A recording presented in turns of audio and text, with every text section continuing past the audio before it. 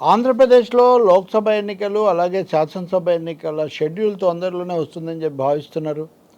April 10వ తారీఖు ఇవి ఉండొచ్చు, అలాగే మార్చి 10న నోటిఫికేషన్ రావచ్చు అని అంచనాలు నడుస్తున్నాయి. ఇరుపక్షాలు కూడా హోరాహోరీగా పోటాపోటీగా సభలు జరుపుతున్నారు, సిద్ధం యుద్ధం ఇవన్నీ అంటున్నారు. ఇవన్నీ ఒక పద్ధతిలో సాగుతుంటే అసలు విజయావకాశాలు ఎలా ఉన్నాయి, ఎవరు గెలుస్తారు, ఎవరు జగన్ తిరిగి వస్తారా లేదా, ఇట్లాంటి ప్రశ్నలు చాలా ఎక్కువగా మనకు ఎదురవుతూ ఉంటాయి. తెలుగుదేశం జనసేన కలిసాయి కాబట్టి వాడికి పూర్తిగా అవకాశం వస్తుందా అని ఆశించే వాళ్ళు కూడా చాలామంది ఉన్నారు.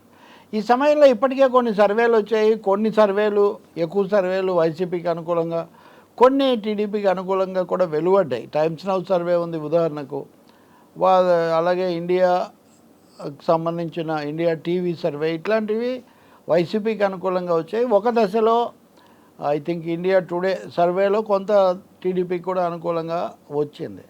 ఏదైనా కానీ ఈ సర్వేలు మిశ్రమంగా ఉన్నాయి, ఎక్కువ భాగం వైసీపీకి అనుకూలంగా ఉన్నాయనేది ఒక వాస్తవం. ఇప్పుడు ఎన్నికల వేడి ఇంకా పెరుగుతూ సభలు జరుగుతున్న ఈ సమయంలో 2 సర్వేలు మళ్ళీ కొత్తగా వచ్చాయి. ఈ 2 సర్వేల్లో ఒకటి జనాధార్ సర్వే, ఇంకొకటి జీ న్యూస్ మానిటైజ్ అనేటటువంటి సర్వే. ఈ జీ న్యూస్ మానిటైజ్ సర్వే అనేది వైసీపీకి 19 లోక్సభ స్థానాలు వస్తాయి, టీడీపీకి 6 లోక్సభ స్థానాలు వస్తాయని చెప్తున్నారు. ఈ లోక్సభ స్థానాలు మళ్ళీ అసెంబ్లీ కింద మనం లెక్కేసి చూసుకుంటే అది కూడా తెలుస్తుంది.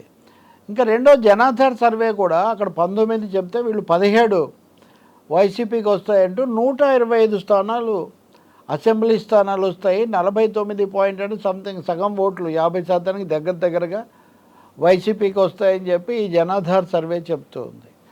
ఇప్పటి వరకు వచ్చిన సర్వేలు అన్నింటిలో ఒక ఉమ్మడి లక్షణం ఏం కనిపిస్తుందంటే వైసీపీకి 110, 120కి దగ్గర స్థానాలు రావచ్చు అని ఎక్కువ చోట్ల చెప్తున్నారు. సరే, లోక్సభ స్థానాలు అయితే 22కు లేకపోతే 24కు కూడా వస్తాయని చెప్పినవి కూడా ఉన్నాయి. అలా మరీ ఎక్స్ట్రీమ్గా ఉన్నవి పక్కన పెట్టినా 120 ఫిగర్కి అటు ఇటు ఉండటం. ఇంకోవైపున తెలుగుదేశం వర్గాలు చెప్పేది వాళ్ళు చేయించిన సర్వేలో 90, 100 వరకు వస్తాయని చెప్పి వాళ్ళు చెప్తున్నారు. అయితే తాజాగా ఒక ఆసక్తికరమైన ప్రత్యేక సర్వే, ఇది తెలుగుదేశం గెలుస్తుంది అనుకుంటున్నా వాళ్ళ సర్వేల్లో అంతకుముందు అనుకూలంగా చూపించిన నియోజకవర్గాల మీద వీళ్ళు ప్రత్యేకించి సర్వే చేశారు. ఈ సర్వే ఫలితాలను కూడా చాలా కీలకమైన ప్రతిష్టాత్మకమైన జాతీయ సంస్థకు పంపించారు. ఆ సంస్థ తొందరలో వాటిని విడుదల చేస్తుంది, 1-2 రోజుల్లో అని కూడా చెప్తున్నారు. ఈ సర్వే ప్రకారం చూస్తే తెలుగుదేశం తన ఖాతాలు తనకు రావచ్చు అని భావిస్తున్నటువంటి 90+ సీట్లలో 33 సీట్లు రాకపోవచ్చు, గడ్డుగా ఉంటుంది అని అక్కడ చెప్తున్నారు. ఉదాహరణకు మనం ఉత్తరాంధ్ర నుంచి వస్తే విజయనగరం జిల్లాలో కుర్రుపాం, పార్వతీపురం, సాలూరు, గజపతి నగరము, ఈ స్థానాలు అనుకూలంగా లేవు, దెబ్బతినవచ్చు. అలాగే విశాఖపట్నంలో పాయకరావుపేట కూడా తెలుగుదేశానికి అనుకూలంగా ఉండకపోవచ్చు అని. ఉభయ గోదావరి జిల్లాలు చూసుకుంటే తుని, అనపర్తి, పి గన్నవరం, మండపేట, ఉండి, చింతలపూడి, ఏలూరు, ఈ స్థానాలు తెలుగుదేశం పార్టీకి కొంచెం ఇబ్బందిగా ఉండొచ్చు అని.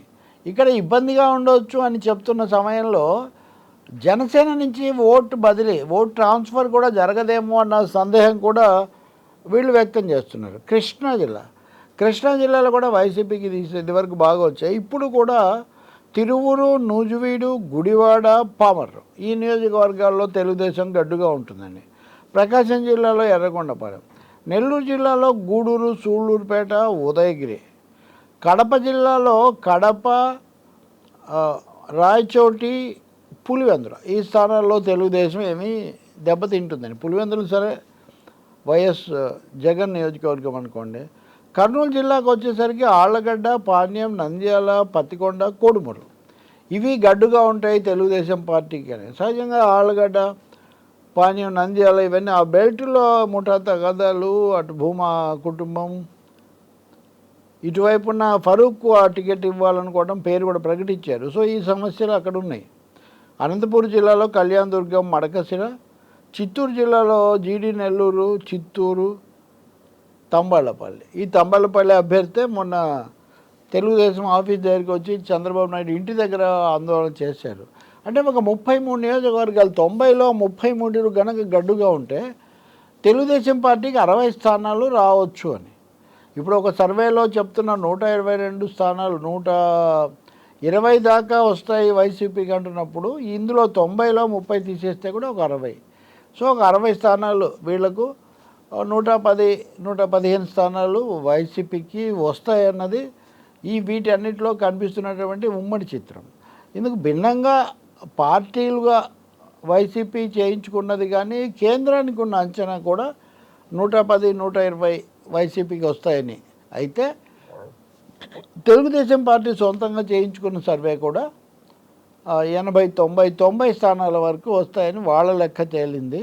మరి ఆ 90లో 30 తగ్గిపోతే ఇప్పుడు ఇందాక జనాధార్ సర్వేలో 125 వైసీపీకి అని అన్నట్టుగా దానికి ఇది దగ్గరగా ఉంటుంది.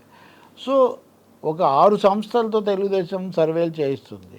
వైసీపీ ప్రధానంగా ఐపాక్ మీద వాళ్ళ టీం మీద ఆధారపడి ఎప్పటికప్పుడు సమీక్షలు చేసుకుంటూ వాళ్ళు వెళ్తున్నారు. ఈ సర్వేలన్నిటి సారాంశం మటుకు ఒకటి అర్థమవుతుంది, ఏకపక్షంగా ఇంకా అయిపోయింది ప్రభుత్వం, ఇప్పుడు కదా అప్పుడు పడిపోతుంది, ఇంకా వచ్చేయడమే తరువాయి అన్నంత లేదు అన్న పరిస్థితి కనిపించట్లేదు. ఆ కనిపించడం లేదు కాబట్టి తెలుగుదేశం జనసేన శిబిరంలో కొంత ఒక విధమైన అశాంతి, కొంత ఇబ్బందికరమైన వాతావరణం కూడా కనిపిస్తుంది. వాళ్ళు కూడా అనేకసార్లు ఉద్వేగానికి గురవుతున్నారు, ఆవేశానికి కూడా గురవుతున్నారని కూడా అంటున్నారు.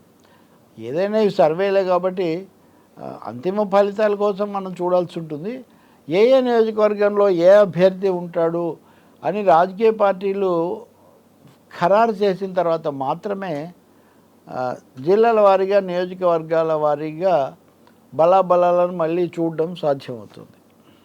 ఇప్పుడు మనం మళ్ళీ రాజకీయ కోణంలో కనుక వస్తే వై నాట్ 175 అనే నినాదం మాది, మేము దాన్నే చేస్తామని వైసీపీ వాళ్ళు ఇప్పటికీ చెప్తున్నారు.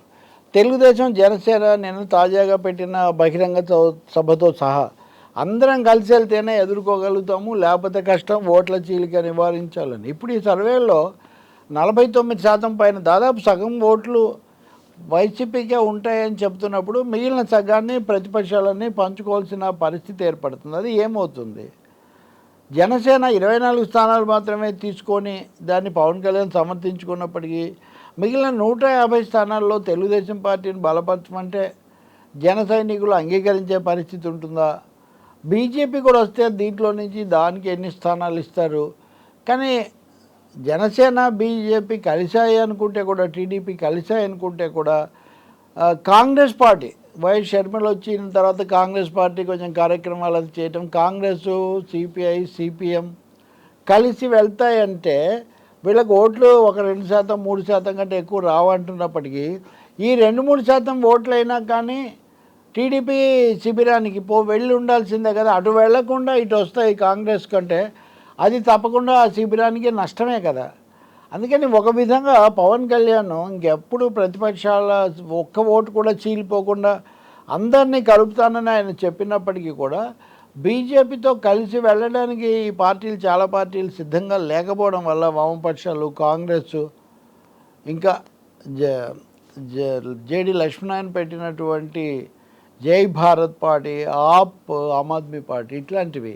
కాబట్టి ఓట్ల చీలిక అనేది తప్పకుండా జరగబోతుంది. ఎంత తక్కువగా అయినా సరే వైసీపీకి ఆ గతంలో చాలా ఆధిక్యత వచ్చిన నేపథ్యంలో 175 స్థానాల్లో వాళ్ళు 50-60 కోల్పోయిన వాళ్ళకి మెజారిటీ ఉంటుంది.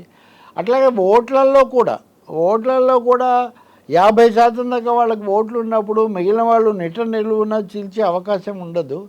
అందుకని ఈ సర్వేలు వైసీపీకి అనుకూలంగా రావడానికి కొన్ని కారణాలు ఉన్నాయని చెప్పి వీటిని పరిశీలించేవాళ్ళు లేదా ఈ ఎన్నికల సర్వేల యొక్క నిపుణులు చెప్తున్నారు.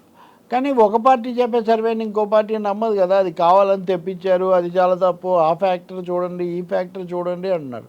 ఓవరాల్గా కనుక మనం చూస్తే అనుకూలంగా వైసీపీకి, అనుకూలంగా తెలుగుదేశానికి ఎవరు సర్వేలు ఇచ్చారు అనేది చూడడంతో పాటు ఆ సర్వే చేసిన వాళ్ళ యొక్క అనుభవము, నేపథ్యము, వాళ్ళకు ఉన్నటువంటి నైపుణ్యము, అందులో కాస్త ప్రముఖులైన వాళ్ళు ఎవరున్నారు, ఇలాంటి అనేక లెక్కలు తీసుకోవాల్సి వస్తుంది. ఈ లెక్కలని ఎందుకంటే విశ్వసనీయత తెలియటానికి, విశ్వసనీయత ఎంత దీన్ని మనం ఏ మేరకు నమ్మాలి అనేది కనుక తేలాలి అంటే దాన్ని నిర్వహించిన వాళ్ళు, దానికి సంబంధించిన అంశాలు కూడా మనకు తెలియాల్సి ఉంటుంది.